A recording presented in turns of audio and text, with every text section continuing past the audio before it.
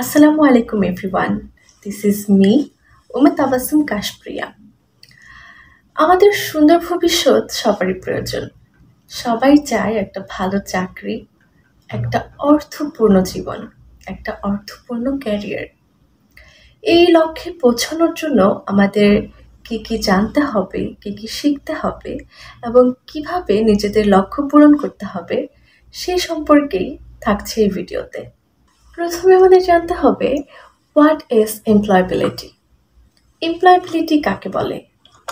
Employability মানে চাকরির ক্ষেত্রে একজন ব্যক্তি কতটুকু দক্ষ, কতটুকু উপযুক্ত, কতটুকু টেকসই এবং তাকে কি জন্য চাকরিটা দেয়া হবে। এটা শুধু সার্টিফিকেট বা ডিগ্রির ওপর নির্ভর করে না। এমপ্লয়াবিলিটির মূল উপাদান হলো hard skill, soft skill, attitude এবং প্র্যাকটিক্যাল এক্সপিরিয়েন্সেস। এর জন্য একটা এমপ্লয়াবিলিটি 360 ধারণা একজন ব্যক্তি চাকরির জন্য সব দিক থেকে প্রস্তুত।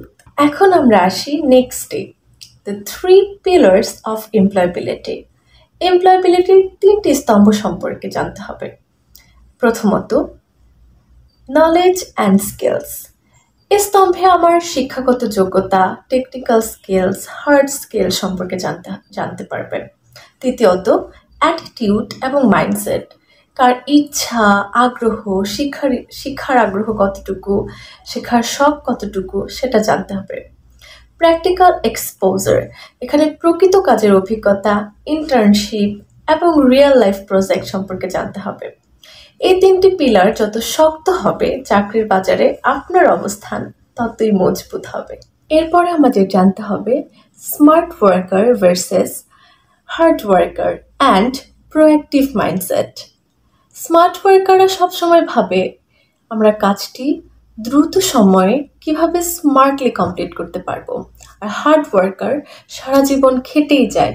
সে তার লক্ষ্যে পৌঁছাতে সময় বেশি নেয়, সে তার লক্ষ্যে পৌঁছাতে খুব কঠোর পরিশ্রম করে থাকে, বাট সে অনুযায়ী ভালো ফলাফল পায় না।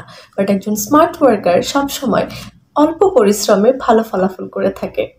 একজন প্রোঅ্যাক্টিভ মাইন্ডসেটের মানুষ এখনকার যুগে খুব বেশি দরকার। একজন প্রোঅ্যাক্টিভ পার্সন আগে থেকেই সম্ভাব্য সমস্যা সে জেনে ফেলে যে এরপর আমাদের কি সমস্যাটা আসতে চলেছে। সে তার বসকে, তার অফিসের মানুষকে না জানিয়ে নিজেই কাজটি সলভ করে ফেলতে পারে। এ ধরনের মানসিকতা একজন কর্মীকে বা ব্যক্তিকে হাজার প্রতিযোগিতা থেকে কয়েক স্টেপ এগিয়ে রাখে। এরপর আমাদের জানতে হবে hard skill versus soft skill. Hard skill কোনগুলো এবং সফট স্কিল কোনগুলো? হার্ড স্কিল হলো মূলত টেকনিক্যাল স্কিল। টেকনিক্যাল স্কিল বলতে কম্পিউটার স্কিলস, বিশ্লেষণ দক্ষতা, writing skills, presentation skills etcetera. এরপর আমাদের জানতে হবে সফট স্কিল কোনগুলো। সফট স্কিল মূলত আমার ব্যক্তিত্ব, আমার আচরণ কেমন, আমার মানসিকতা কেমন, am I honest or not, আমি কি মানুষের সাথে কমিউনিকেট করতে পারি ভালোভাবে, আমার যোগাযোগ দক্ষতা কেমন, আমার ধৈর্য শক্তি কেমন, আমার কি সব পরিস্থিতি মানিয়ে নেওয়ার ক্ষমতা আছে কিনা, আমার মধ্যে নেতৃত্ব দেওয়ার ক্ষমতা আছে কিনা অথবা লিডারশিপ স্কিল আছে কিনা এটাও দেখার বিষয়। আমার মধ্যে পেশেন্স আছে কিনা এটাও দেখার বিষয়। এসব ছোট স্কিলস, এসব hard skills and soft skills আমাদের জন্য খুবই প্রয়োজনীয় এখন চাকরির বাজারে।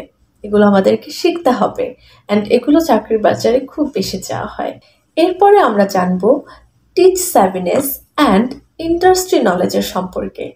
টিচ স্যাভিনেস মানে আপনি টেকনিক্যাল অথবা প্রযুক্তি ব্যবহার করে কাজ করতে সক্ষম কিনা, কাজ করতে পারছেন কিনা।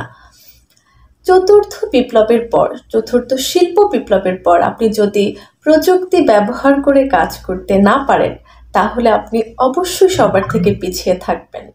এআই, অটোমেশন, ক্লাউড এগুলো সম্পর্কে আমাদেরকে জানতেই হবে। এগুলো কি সেটা আমাদেরকে বুঝতেই হবে। এরপরে আমাদের জানতে হবে how to search and apply for jobs. কিভাবে আমরা খুঁজে পাবো আসলে আমরা কোন কাজটি করতে চাই এবং কোন কোম্পানিতে কাজটি করতে চাই।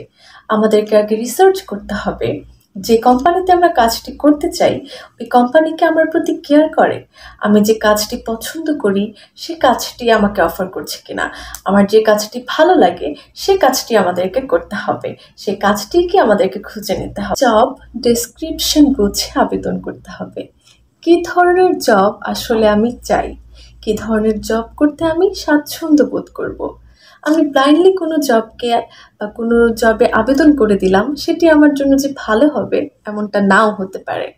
আমাদেরকে জাস্ট মাথায় রাখতে হবে আমাদের লিঙ্কডইন প্রোফাইল, আমাদের জব পোর্টাল ইত্যাদি সব কিছু মিলিয়ে দেখতে হবে আসলে আমি যে জবটি করতে যাচ্ছি সেই জবটি আমার জন্য কিনা।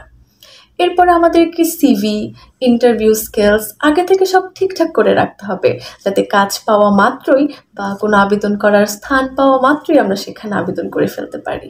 এরপর আমাদেরকে জানতে হবে ইন্টারভিউ অ্যান্ড আফটার ম্যাথ সম্পর্কে। ইন্টারভিউ সম্পর্কে আসলে আমাদের আগে জানতে হবে। ইন্টারভিউ মানে আসলে নিজেকে বিক্রি করার সুযোগ। ইন্টারভিউতে আমরা আসলে কি শিখতে পারবো? আমরা ইন্টারভিউর আগে রিসার্চ করব, প্র্যাকটিস করব, অনেক পড়াশোনা করব, সব কিছুর স্কিলস গ্রহণ করতে থাকবো যতক্ষণ না ইন্টারভিউটা আসে। এরপর ইন্টারভিউতে আমরা পারফেক্ট জবাব দেওয়ার চেষ্টা করব, আত্মবিশ্বাস রাখবো, ভদ্রতা রাখবো এবং স্পষ্ট উত্তর দেব। আফটার ম্যাথ মানে আফটার ইন্টারভিউ আসলে কি করতে হবে? আফটার ইন্টারভিউ আমি যদি চাকরিটা পাই তো খুবই ভালো, আর যদি না পাই সে ইন্টারভিউ অনুযায়ী আমাদেরকে ফলো আপ করতে হবে, সে ইন্টারভিউ থেকে আমাদেরকে শিক্ষা গ্রহণ করতে হবে, সেখান থেকে শিখলে আমরা ধাপে ধাপে একটা ভালো জায়গা পর্যন্ত পৌঁছাতে পারবো। চাকরি পাওয়ার জন্য শুধু কোনো ডিগ্রি নয়, স্কিলস দরকার। কোনো প্রাতিষ্ঠানিক শিক্ষা আপনাকে চাকরি দিতে পারবে না, আপনার স্কিলস, আত্মবিশ্বাস এগুলো আপনাকে চাকরি দেবে। এমপ্লয়াবিলিটি বাড়াতে হলে আপনাকে সব দিক থেকে প্রস্তুত থাকতে হবে। নিজের প্যাশন, স্কিলস বাজারের চাহিদার সাথে খুঁজে মিল রেখে সেগুলো অ্যাচিভ করতে হবে। আমাদের চিন্তা শক্তি বাড়াতে হবে এবং সব সময় শেখার মন মানসিকতা রাখতে হবে। কেএম হাসান স্যার বলেছেন, প্ল্যান লাইক আ কিং। কিংয়ের মতো প্ল্যান করতে হবে, মানে চিন্তা বড় করতে হবে, প্রস্তুতি শক্ত করতে হবে। শেষে বলতে চাই, আপনার জীবন আপনার নিজের, আপনার জীবনের উন্নতি আপনারই নিজের, আপনার নিজের হাতে। আপনি কিভাবে নিজের জীবনকে উন্নত করবেন, আপনি কোন স্থানে নিজেকে দেখতে চান, কোনো বড় স্থানে দেখতে চান না নিজেকে ছোট স্থানে দেখতে চান, সেটা শুধুমাত্র আপনার হাতে। সো ধৈর্য, সততা এবং সঠিক পরিকল্পনার সাথে চলুন, একদিন নিশ্চিত সফল হবেন। ধন্যবাদ সবাইকে।